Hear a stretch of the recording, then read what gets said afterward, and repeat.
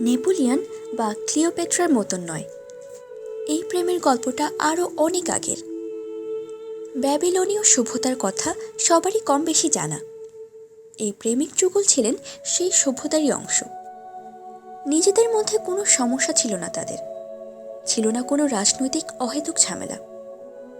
8-10টা সাধারণ ভালোবাসার গল্পের মতোই খুব সাদামাটা এই গল্পকে তবুও ইতিহাসের পাতায় স্থান করে দেয় তাদের পারিবারিক দ্বন্দ্ব। আজ আমরা তাদেরই অমর প্রেম কাহিনী সম্পর্কে জানব।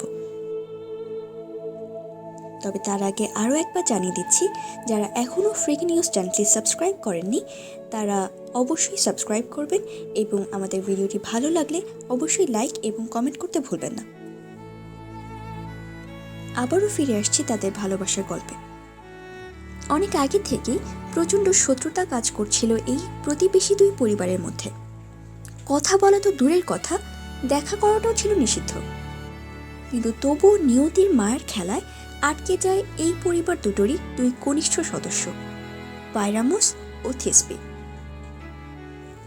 দেয়ালের এপাশ ওপাশ থেকে কথা আদান প্রদানের মাধ্যমেই একে অন্যকে ভালোবেসে ফেলে তারা। একটা সময় দুই পরিবারই জানতে পারে এই ভালোবাসার কথা, নিষেধ করে দেয় তারা দুজনকেই একে অন্যের সাথে যোগাযোগ রাখতে।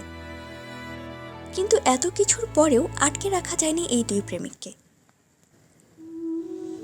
একটা দেয়ালের সামান্য এক ফাটলের ভেতর দিয়েই রোজ কথা বলে যায় তারা, আর শেষ অবধি সিদ্ধান্ত নেয় পালিয়ে গিয়ে বিয়ে করার। নির্দিষ্ট দিনে, নির্দিষ্ট সময়ে, নির্দিষ্ট স্থানে গিয়ে হাজির হয় এই দুজন। প্রথমে স্থানটিতে আসে থেসপি। সেখানে পৌঁছানোর কিছুক্ষণের ভেতরেই একটা সিংহকে দেখতে পায় সে। সিংহটির মুখে তখন রক্ত লেগে আছে। খানিক আগেই কোনো প্রাণীকে হত্যা করে আসছিল সে। সিংহকে দেখে ভয় পেয়ে যায় থেসপি, পালিয়ে যায় দৌড়ে। তাড়াহুড়োয় পেছনে ফেলে যায় ওনা। তার ঠিক পরপরই ঘটনাস্থলে এসে হাজির হয় পাইরামুস। পাইরামুস এসে দেখতে পায় থেসপির ওনা মাটিতে গড়াগড়ি খাচ্ছে।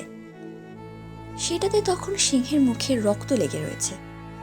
এর ভেতরে শিকার পালিয়ে যাওয়ায় রেগে ওনাটাকে ছিঁড়ে ফেলেছিল সিংহ। পাইরামুস এক দেখাতেই ভেবে নেয় যে থেসপি এখানে এসেছিল আর সিংহ তাকে খেয়ে নিয়েছে। কষ্ট সহ্য করতে না পেরে সাথে সাথেই নিজের তলোয়ার দিয়ে আত্মহত্যা করে পাইরামুস।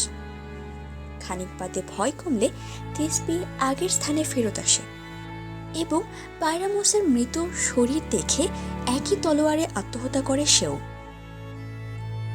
ভালোবাসার জন্য প্রাণ উৎসর্গ করে দুজনে।